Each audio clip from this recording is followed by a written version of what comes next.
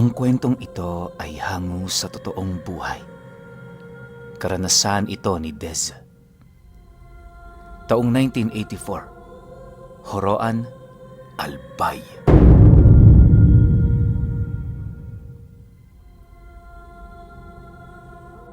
Itong mga panahong ito, kasalukuyang nasa edad 25 anyos itong si Dez. Wala pa siya noong matinong trabaho, gawa ng kakauwi niya lang galing Maynila. Medyo matagal-tagal din kasi ang kanyang pagtitiis doon, kung kaya't sinusulit niya muna ang kanyang bakasyon. Tubong horoan talaga itong si Dez. Sa katunayan, hindi niya mabilang ang henerasyon ng kanyang pamilya na nabuhay doon. Sa kanilang mag-anak, ordinaryong bagay na lamang ang paniniwala sa mga nilalang na hindi nakikita. Para sa kanila, marami na ang nagpatunay ng ganoong bagay. Sa kanilang lugar, merong isang albularyong palaging takbuhan ng lahat tuwing meron yung iniindang karamdaman. Ang pangalan ng albularyong yon ay si Mang Banoy. Dalubhasa ito ayon sa kanyang mga magulang at wala yung ibang ginagamit maliban sa dilaw na kandilang palagi nitong tangan. Maniwala kayo o hindi, napakatagal na panahon na itong ginagamit ng matanda. Subalit, tila bang hindi man lang yon nalulusaw. Ayon nga sa kanyang ama, ginagamit pa yung gasera ng albularyo tuwing gabi, ngunit nakapagtatakang di man lang ito nababawasan. Dagdag pa nito na, inaakala na lamang nilang pinupulot ng matanda ang nalusaw nitong parte para ibalik mismo sa kandila. Matapos namang mapag-alaman ni Des ang tungkol sa bagay na yan, tila bang nagkaroon siya ng interes sa matanda. Tipong pakiramdam niya noon, nais niya itong makilala at makita. Dala ng kanyang kuryosidad, naglakas loob siyang ilahad ang kanyang nais sa kanyang magulang. Nang marinig naman yon ng kanyang ama, ngumiti lang naman yun sa kanya habang sumasagot ng, "Tamang-tama anak, pupunta yun mamaya. Ipapakilala kita sa kanya." "Huwag kang mag-alala, mabait ang matandang yon." Nang marinig naman niya ang sinabi nito, napangiti lang naman siya habang iniisip ang tungkol sa istoryang kanyang narinig. Kinahapunan noong mismong araw, dumating sa kanilang bahay ang isang matanda na paika-ikang naglalakad. May dala-dala din yung tungkod sa kaliwang kamay nito, nang sa gayoy magsilbi yung balanse kahit papaano. Paglapit ng matanda sa kanila, masaya naman yung nagwika sa kanyang ama ukol sa pakay nito. Sa pagpapatuloy ng kanilang pag-uusap, inabutan naman yon ng kanyang ama ng isang bayong na naglalaman ng mga isda. Pagkakuha rito ng matanda, napangiti lang naman yun sa kanila habang nagpapaalam. Bago ito tuluyang lumisan, bigla naman yung pinatigil ng kanyang ama at kasabay nito ang pagtanong nito sa matanda ng, "Nga pala, Tiyo Banoy, pwede bang isama mo tong anak ko sa bahay mo? Nais ka kasi niyang makitang manggamot eh." "Ah, ganun ba?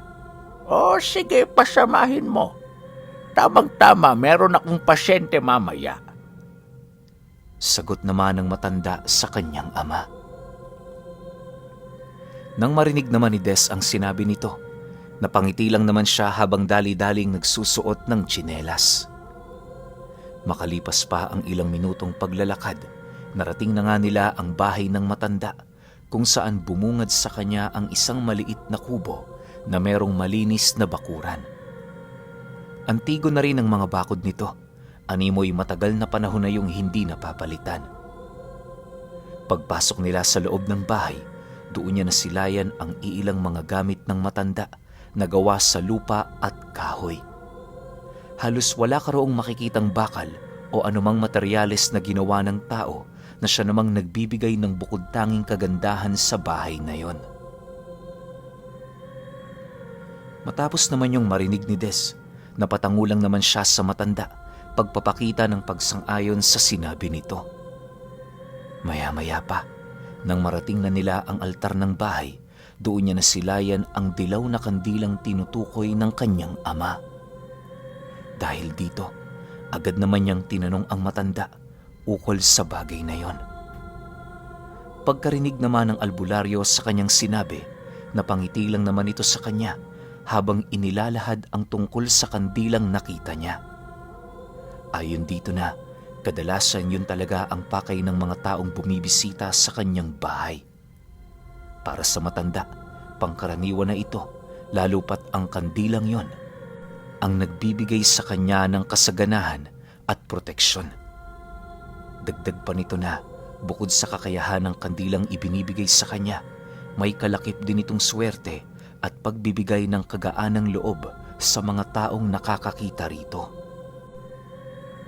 Alam mo, iho, hindi lang basta kandila ang bagay na yan. Yan na ang buhay ko. Kapag wala yan, wala na rin ako sa mundo. Wika ng matanda habang sabay nilang pinagmamasdan ang kandila.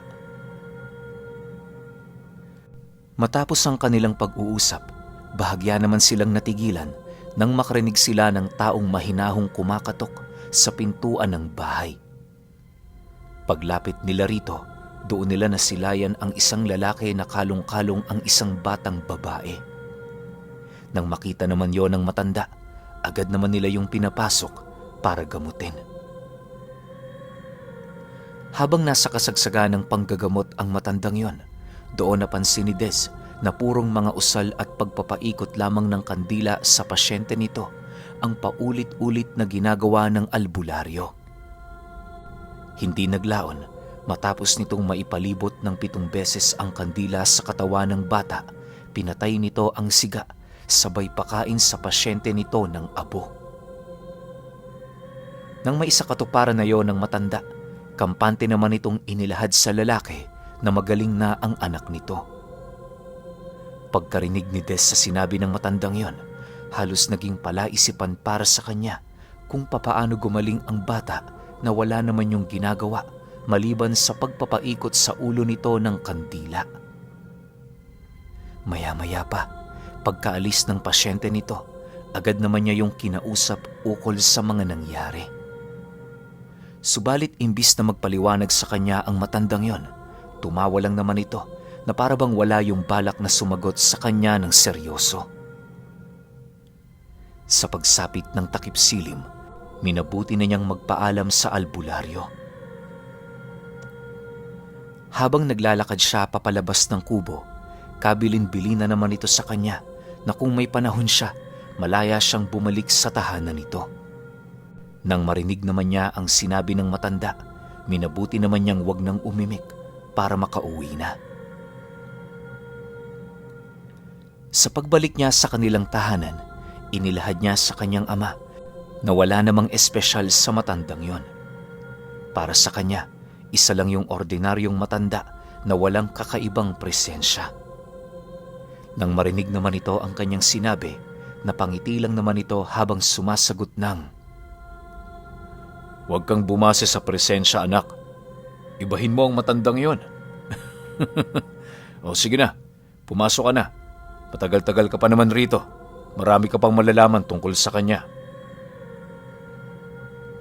Dahil sa sinabi nito, pinili na lamang niyang pumasok upang mapag-isipan ang kanyang susunod na gagawin. Sa paglipas ng mga araw, walang ibang inisip itong si Des maliban sa kung papaano siya magkakaroon ng pagkakataon para muling makausap ang matandang yon. Halos aminado kasi siya noon na ilang araw na din siyang hindi pinapatahimik ng mga katanungang bumabalot sa isipan niya. Isa na sa mga ito ay ang hiwagang bumabalot sa tinatangang kandila ni Mang Banoy. Nang dumating na sa puntong hindi na niya maatim ang palaisipang bumabalot sa kanyang katawan, doon na siya nagpasyang bumalik sa tahanan ng matanda. Bago niya nilisan ang kanilang tahanan, mahinahon naman siyang nagpaalam sa kanyang mga magulang para naman kahit papaano hindi siya hanapin ng mga ito.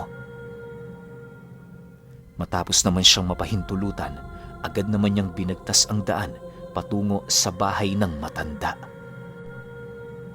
Lumipas lamang ang ilang minuto, narating na niya ang tahanan nito kung saan doon niya nasilayan ang albularyo na abalang-abala sa pananabako. Pagsilay nito sa kanya, ngumisilang naman ito habang kinakampay siya. Maya-maya pa, nang magkalapit na silang dalawa, masaya naman siya nitong pinaupo sa tabi nito. Ayon sa matanda, ilang araw na siyang naghihintay sa pagbabalik ni Des. Gawa ng noong una silang magkita, alam na niyang babalik ito para matuto ng aral sa kanya.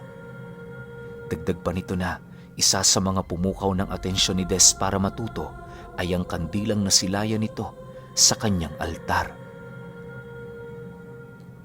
Matapos namang marinig ni Des ang sinabi ng matanda, tila bang hindi niya maipagkakaila na totoo ang bawat katagang inilahad nito.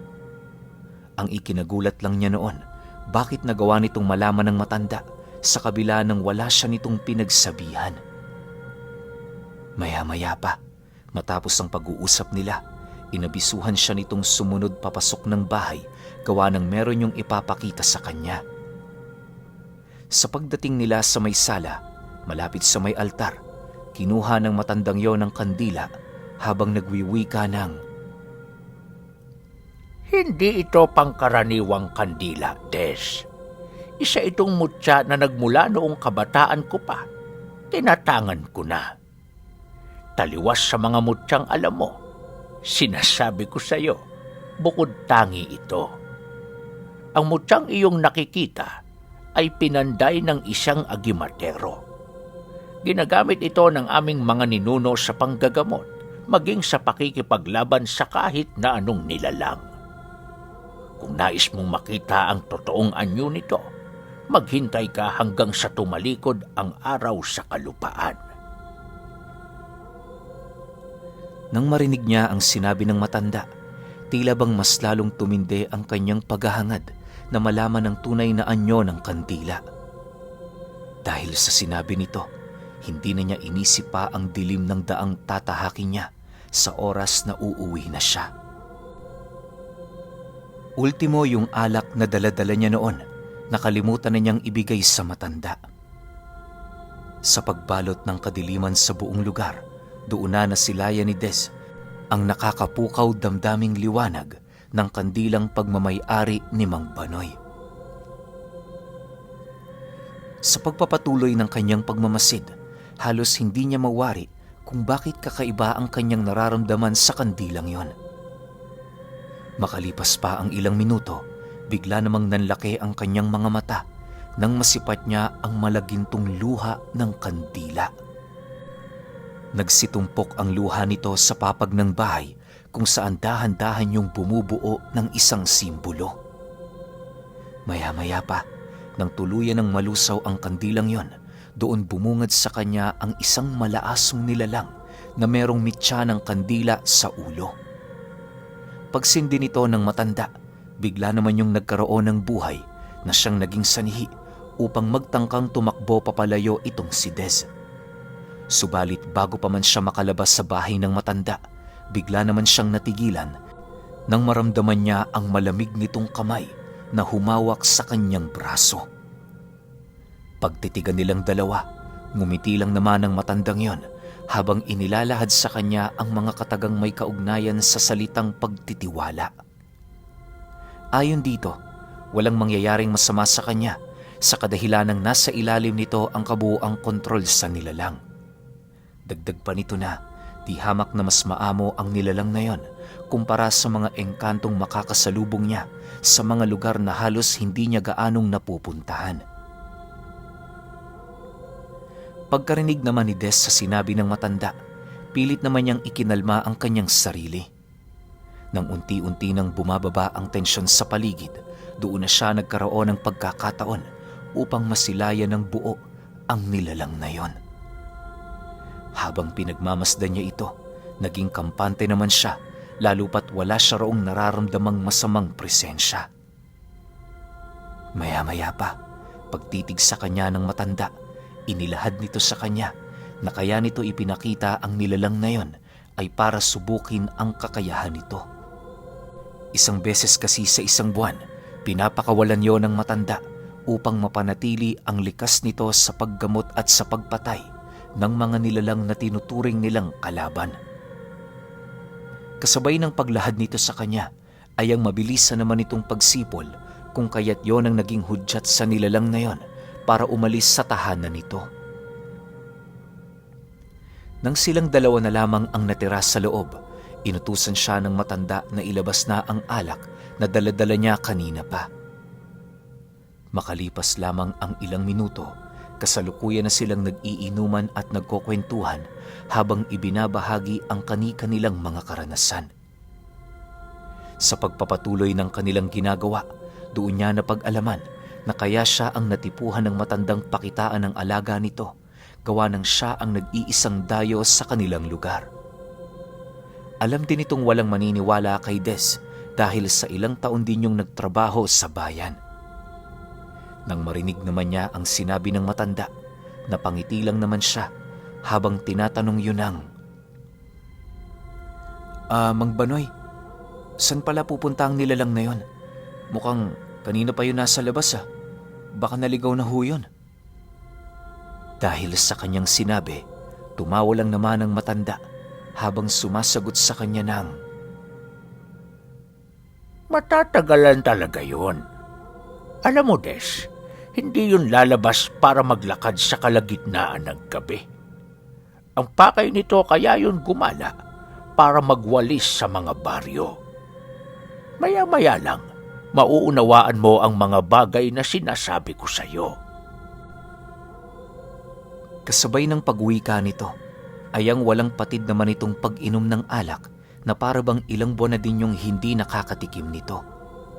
Sa halos 5 bote niyang dala, iisang bote lamang ang hindi nila nainom. Iinumin pa sana yon ng matanda, pero siya na ang tumanggi.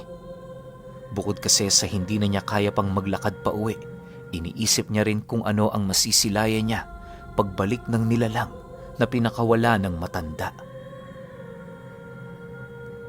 Sa pagsapit ng alas 11 ng gabi, tuluyan na nga itong nakabalik sa kubo ng matanda. Pagpasok nito sa silid kung saan naroon silang dalawa, agad namang bumungad sa kanya ang 3 nitong nilalang na dala-dala. Maniwala kayo o hindi, ang mga nilalang na kanyang nakita noong mga oras na yon ay di hamak na bukod tangi sa kanyang mga paningin. Pakiramdam nga niya noon, pinaglalaroan siya ng kanyang mga mata, buhat sa mga bagay na hindi kapani-paniwala. Makalipas lamang ang ilang minuto, iniluwa nito ang 3 nilalang na siya namang tumambad sa kanilang harapan. Pagtayo ng matanda, kitang-kita niya kung papaano gumapang papalayo ang 3 kahit nababalutan pa yon ng kandila. Paglapit ng matanda sa kinaroroonan ng mga ito, agad naman niyang hinatak ang isa sa mga ito, sabay pakita nito kay Des. Ayon sa matanda, ang 3 nilalang na kanyang nakikita ay purong mga aswang. Ito ang kadalasang hinuhuli ng kanyang alaga, gawa ng sa lahat ng nilalang na dumadayo sa kanilang lugar, tanging ang mga aswang ang may malaking ambag sa pagpapagaling na tinatangan ng kandila. Ito rin ang paboritong pagkain ng nilalang na yon, sa kadahilan ng di hamak na mas madaling tunawin ang mga aswang kumpara sa mga mambabarang at manlalason. Matapos naman yung maipakita sa kanya ng matanda, unti-unti naman itong binalot ng kandila. Pagpasok nito sa loob ng malaasong nilalang, dahan-dahan namang lumaki ang siga ng mitya nito na siyang naging sanhi upang bumilis ang pagkatunaw ng aswang. Dahil sa pangyayaring yon, panay naman ang pagmamakaawa ng 2 pa nitong kasama, subalit hindi yon pinakikinggan ng matanda. Maya-maya pa, nang magkaroon yon ng pagkakataong magsalita, mangyak-ngiyak naman yung nagwika sa kanila ng, Wala kaming ginagawa sa inyong baryo. Napadaan lang kami. Parang awa nyo na. Palayain nyo na kami. Meron pa kaming pamilyang naghihintay sa aming pag-uwi. Kahit paulit-ulit itong sinasambit ng aswang, tinatawanan lang naman yon ng matanda. Nang maramdaman naman itong hindi siya pakikitaan ng awa, buong tapang naman yung nagpalit anyo sa paniniwalang yon ang magiging susi upang tuluyan siyang mapatawad ni Mang Banoy. Subalit ang ginawa niyang yon, nagbigay lamang ng hindi maipaliwanag na galit sa matanda. Dahil sa ginawa ng aswang, agad naman itong inutusan ang malaasong nilalang na lapain ito. Sinunod na rin ito ang ikatlo nitong kasama kung saan ilang minuto lang ang dumaan bago ito tuluyang nalusaw sa katawan ng alaga ng matanda. Matapos ang pangyayaring yon, agad namang naupo ang nilalang na yon sa tabi ng altar habang dahan-dahan itong bumabalik sa anyo nitong pagiging kandila. Ayon kay Des, para manumbalik ito sa orihinal nitong wangis, pinapagapang nito sa aparador ang bawat likido ng katawan nito hanggang sa makabuo na yon ng isang kandila sa itaas ng altar. Dagdag pa niya na, bagaman lasing siya noong mga oras na yon, hindi niya maipagkakaila na totoo ang mga bagay na kanyang nakita. Ayon pa sa kanya, matapos manumbalik ang asong yun sa orihinal nitong anyo, bigla namang nagkaroon ng siga ang kandila kahit hindi yun sinisindihan ng matanda. Sa halos magdamag nilang inuman, hindi niya nakitang nalusaw ang kandila. Yung tipong umaapoy lang ito pero walang kakayahan ng apoy na yon para tunawin ito. Matapos ang kanilang inuman, inabisuhan siya ng matanda na doon na matulog sa bahay nito.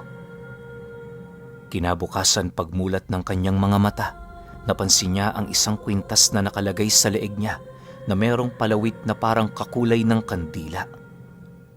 Pagbangon niya, agad namang inilahad sa kanya ng matanda na regalo niya ang bagay na yon para kay Des. Nang marinig naman niya ang sinabi nito, napangiti lang naman siya habang nagpapasalamat. Matapos nilang magkape, agad naman siyang nagpaalam dito na uuwi na. Bago niya nilisan ang tahanan ni Mang Banoy, inilahad naman ito sa kanya ang pasasalamat nito ukol sa kanyang ginawang pakikipag-inuman ng isang buong gabi. Para sa matanda, maituturing na yung napakasayang karanasan para sa mga katulad nilang papalubog na sa mundo. Des, iho, ingatan mo ang kwintas na yan. Kapag nasa trabaho ka, gawin mo ang lahat na merong kabutihan. Huwag kang mag-iisip ng masama sa iyong kapwa para balikan ka ng mabuting grasya. Ang palawit sa kwintas mong yan, para yang salamin. Kung ano ang iyong itinanim, yun din ang ibabalik nito sa iyo. Ang nagbibigay pundasyon naman sa palawit mong yan, ang iyong proteksyon at gabay sa lahat ng iyong paglalakbay. Maging masaya ka sana kung saan ka man dalhin ng iyong tadhana. Masayang wika sa kanya ni Mang Banoy. Nang marinig naman niya ang sinabi nito, agad naman niya yung niyakap habang taus-puso doong nagpapasalamat. Maya-maya pa, nang aalis na siya, nangako siya sa matanda na kapag makapagtrabaho na uli siya, babalikan niya yon para makapag-inuman ulit sila. Sa paglipas ng mga buwan, itinuon ni Des ang kanyang wisyo sa paghahanap ng trabaho. Hindi naglaon, nakakita siya ng trabaho sa may bandang Daraga kung saan doon siya tumagal ng halos 1 dekada. Pero alam niyo ba na habang nagtatrabaho noon si Des, hindi niya maipagkakaila ang milagrong ibinibigay sa kanya ng kwintas. Kapag naaamoy ng kwintas na yon na malapit na siya sa panganib, umiinit ito para balaan siya. May mga pagkakataon ding pilit siya nitong inililigaw para makaiwas sa mga eskinitang may mga nakaambang panganib. Ang mas labis niya pa noong ikinagulat sa kwintas na yon ay kahit anong paghirap niya noon, hindi siya nawawala ng pera. Yung tipong tamang-tama lang ang sahod niya pero kapag kumakapa siya sa kanyang bulsa, may natitira pa pala. Magmula noong naranasan niya ang ganoong bagay, iisa na lamang ang inisip niya at yon ay iilan yon sa bisa ng kwintas na ibinigay sa kanya ng albularyo bilang isang regalo. Marami pang taon ang lumipas Dahil sa sobrang daming ginagawa at trabaho nito ni Des, hindi na niya nagawa pang makabisita sa matanda. Gayunpaman, palaging nasa puso ni Des at palagi siyang nagpapasalamat dahil kahit papaano, nabahagian siya ng kandilang dilaw ni Mang Banoy.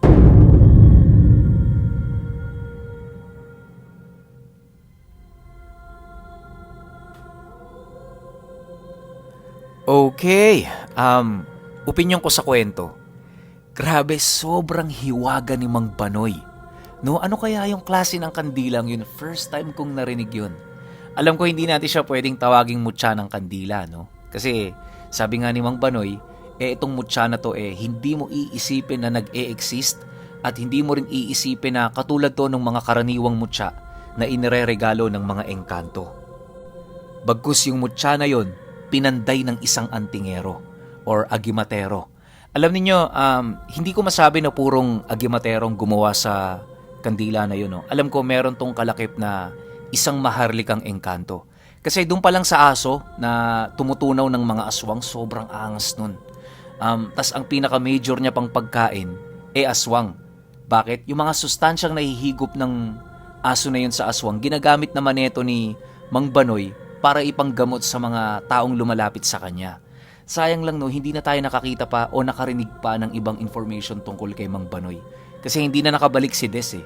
'Di ba? Ang tanong, andun pa rin kaya siya ngayon? 'Di ba? Hindi natin masasabi, pero kayo pa rin. Kung may opinion kayo sa kwentong ito, comment nyo lang sa baba. Yun lang. Hanggang sa susunod na kwento. Salamat.